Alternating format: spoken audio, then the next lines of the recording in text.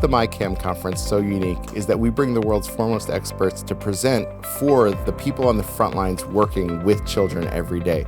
We're not just a bunch of scientists talking to other scientists in a vacuum. What we do is we bring the evidence to the people who can impact children the most. It really is an opportunity for those people who are on the ground to come and hear from those who are esteemed researchers and clinicians in the field about what is the up-to-date, current scientific evidence for all of the treatments that are out there to help support children's mental health. And then they get the opportunity to actually learn and apply those techniques in our afternoon workshops.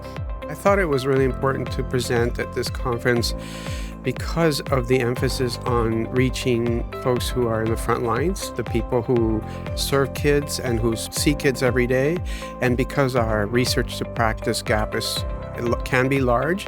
I thought it was an opportunity to show them that we have made good efforts and had success with that too. I hope that people that attended my talk and my workshop learned about culturally sensitive ways to talk about parent mental health and the fact that parents need support, especially when they're struggling with their kids, and that many of the parents that we work with are struggling themselves with ADHD, depression, anxiety, and if we don't incorporate a focus on parents' mental health, it could really interfere with our ability to help kids and families.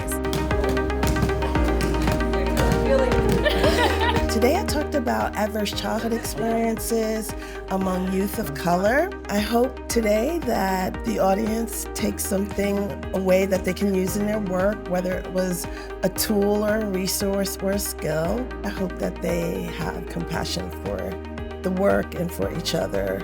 I'm hoping people today understand that dialectical behavior therapy is not just for suicidal adolescents. That's where kind of we started developing it, but it's really for people in schools just needing to learn coping skills to deal with the many multitude of challenges our youth are facing in their daily lives. So how to cope with distress, how to manage their emotions, how to communicate more effectively, how to be more focused when you're constantly getting distracted by all of the technologies. I love coming to the MICAMH conference because it has a great array of speakers and I get my continuing education credits, which is also a huge plus. One of the other things that's great about this conference is the networking opportunities. So I always meet up with former students that I had when I was in academia and at the hospital. I also get to work on developing new relationships, meeting new psychologists in the community, and also catching up with old friends is nice. It's just such a wonderful opportunity to really get in touch with really the most outstanding, innovative, evidence-based assessment and treatment practitioners and researchers in this country. I think it's such a unique opportunity for our local community here in Miami, who really does value a lot of that evidence-based care, to be able to be immersed with these best practices at the MICAMH conference. I've been able to network with other professionals in the field. Some folks I've actually collaborated with on papers from UVA to Miami, and so I'm putting all the connections together. And there's a lot of individuals here in the local community, so whether they're from the Children's Trust or they're working in the Miami-Dade Public Schools.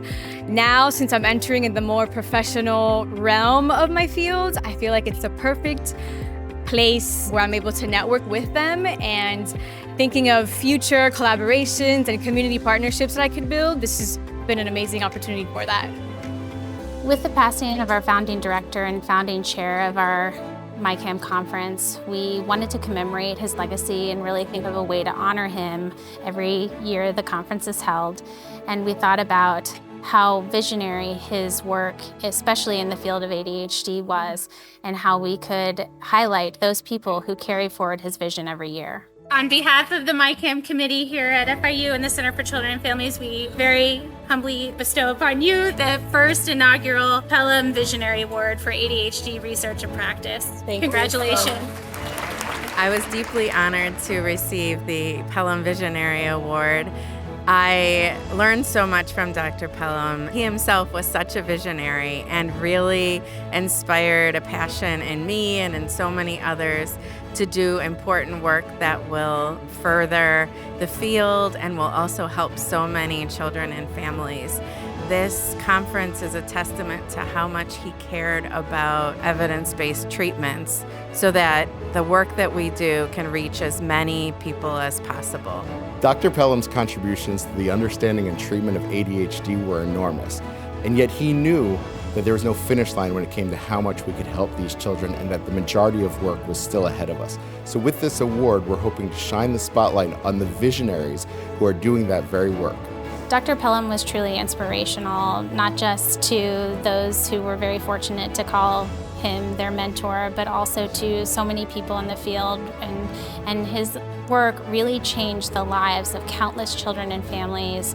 And truly, when we think about the services we're providing for children with ADHD and how we're supporting their families, he's really the one who was a trailblazer and got us to where we are today. And with his inspiration, we know where to go moving forward. Oh, you're gonna. Okay. Welcome to the MICAMH conference. Wait, one more time. Welcome to the MICAMH. Welcome to the MICAMH conference. Yeah.